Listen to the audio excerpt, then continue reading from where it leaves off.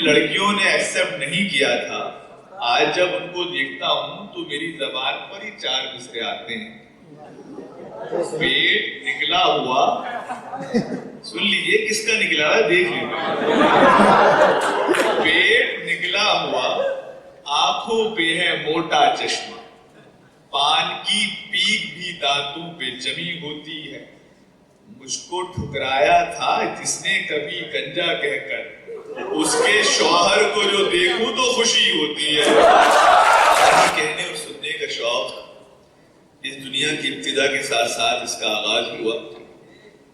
اس کا فارمیٹ بدلتا رہا، انداز بدلتا رہا، لیکن کہانی مختلف انداز میں، مختلف رنگ میں ہم تک پہنچتی رہی. آپ یاد کیجئے کہ آج سے 40 اور 50 سال پہلے جب نہ لائٹ تھی، نہ ٹیلی ویژن تھا، نہ ریڈیو تھا، اس دور میں وہ کیا ذرائع ہو سکتے ہیں جس سے لوگ دل بہلاتے تھے. ہمیں تو اپنی دلی کی وہ گلیاں بھی یاد ہیں جب ایک داستان کو داستان سنانے کے لیے آتا تھا اور شہر والوں کا، علاقے والوں کا مجمع جم جاتا تھا اور کہانی کو اس نوٹ پر اس وقت ختم کیا جاتا تھا کہ سننے والوں کو ایک تجسس رہے کہ اب کیا ہوگا. اور اگلے دن جب محفل دوبارہ آراستہ کی جاتی تو لوگوں کی ایک بڑی تعداد وہاں یہ جاننے کے لیے موجود ہوتی کہ کہانی میں آگے کیا ہونے والا ہے. بہرحال میں انس فیضی اور میرے ساتھ آصف صاحب یہاں موجود ہیں اور ہم کوشش کریں گے کہ اردو شاعری کے وہ نمونے جس میں عشق کی بات ہے، محبت کی بات ہے، وہ آپ تک پہنچائیں. مجھے یہ بھی لگتا ہے کہ سارے احساسات، سارے جذبات،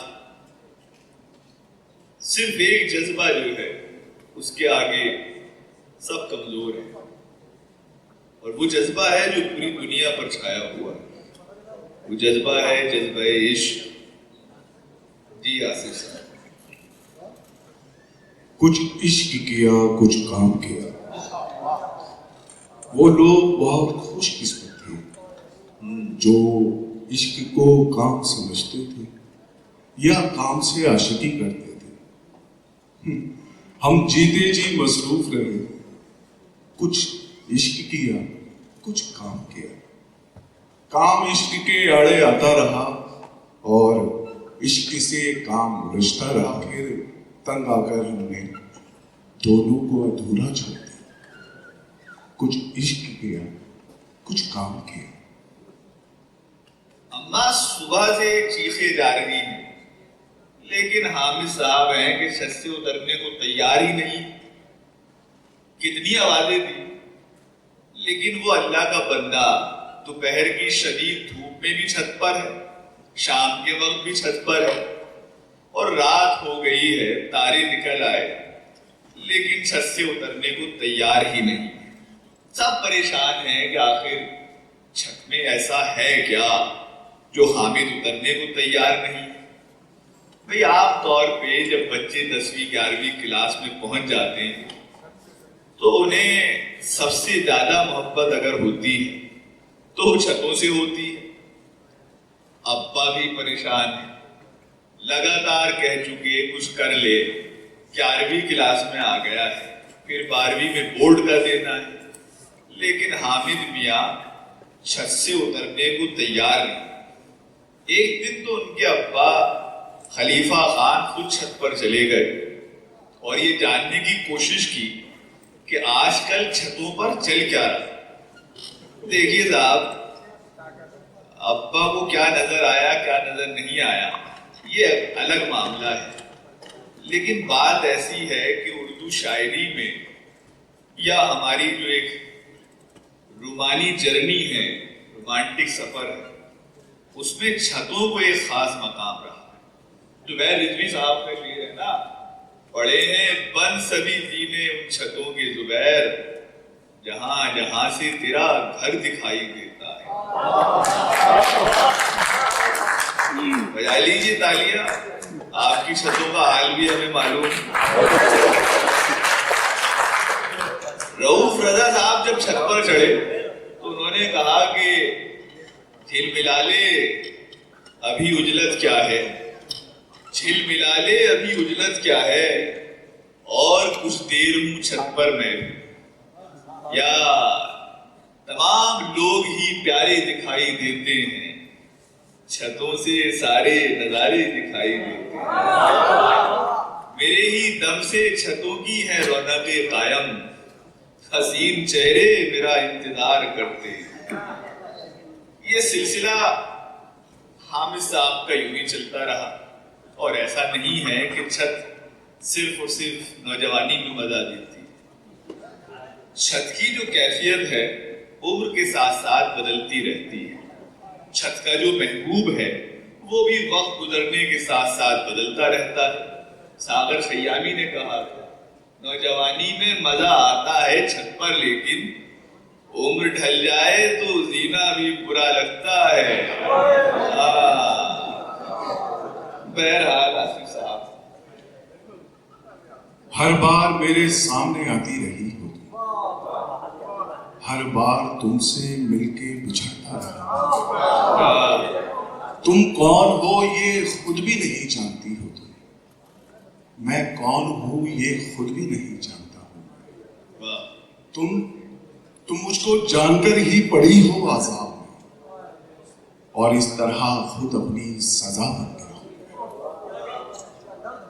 تم جس زمین پر ہو میں اس کا خدا نہیں، بس سر بسر اذیت و آزار ہی رہو، بیزار ہو گئی ہو بہت زندگی سے تم۔ عشق میں ہو جاتا ہے ایسا، جب آپ کسی کے عشق میں پڑے ہوتے ہیں تو بڑی بڑی چیزیں آپ کے ذہن سے نکل سکتی ہیں۔ جب بس میں کچھ نہیں ہے تو بیزار ہی رہو،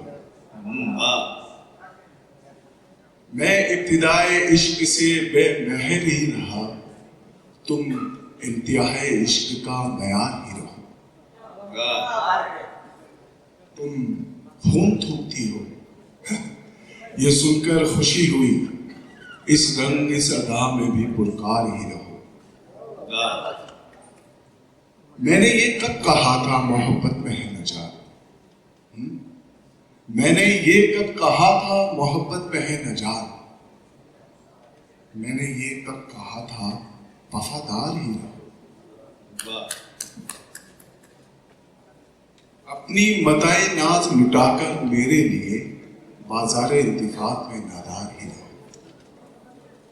جب میں تمہیں نشاط محبت نہ دے سکا، غم میں کبھی سکون رفاقت نہ دے سکا، جب میرے سارے خواب کسی بے وفا کے ہیں، پھر مجھ کو چاہنے کا تمہیں کوئی حق نہیں، تنہا کرہانے کا تمہیں کوئی حق نہیں، کوئی حق نہیں۔ دنیا کے بجا سکتے ہیں دنیا کے مشکل ترین کاموں میں سے ایک کام ہے عشق کا اظہار کرنا۔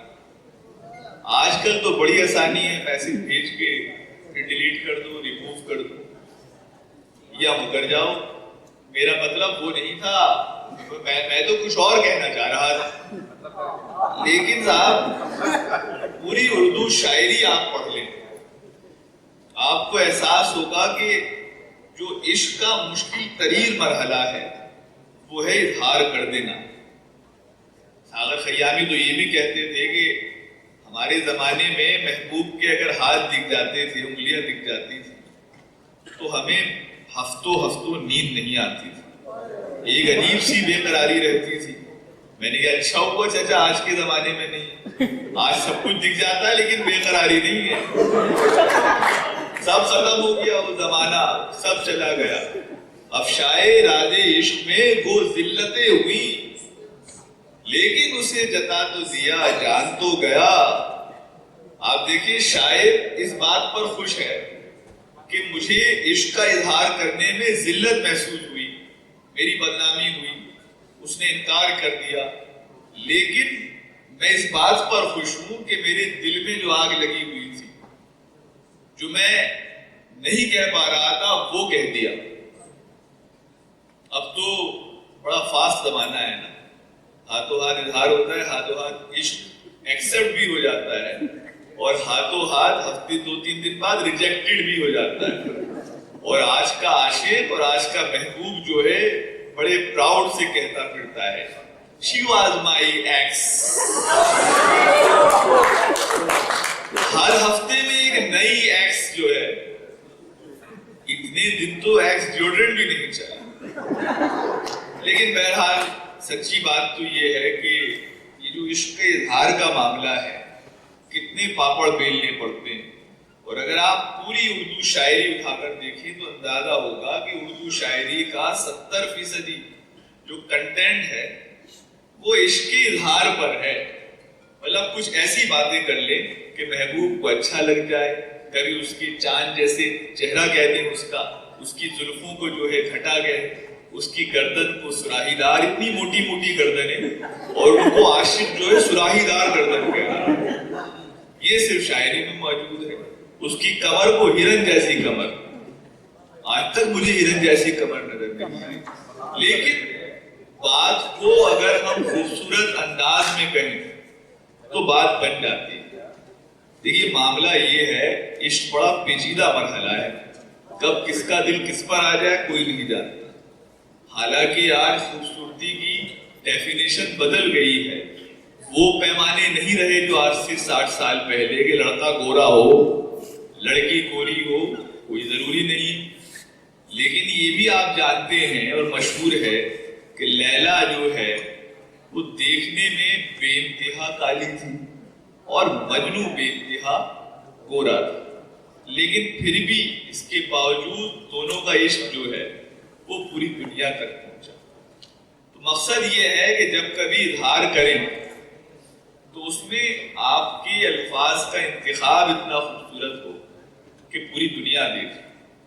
آصف صاحب ایک بار کالج میں ہمارے پاس اسٹرائک چل رہی تھی اور ایک ٹی وی چینل والے آ گئے اور کہنے لگے کہ آپ نے کسی کو پرپوز کیا, اظہار کیا. ہم نے کہا جناب ایسا ہے, کیا تو ہم نے بہت ساروں کو ہے, ایکسپٹ نہیں ہوا.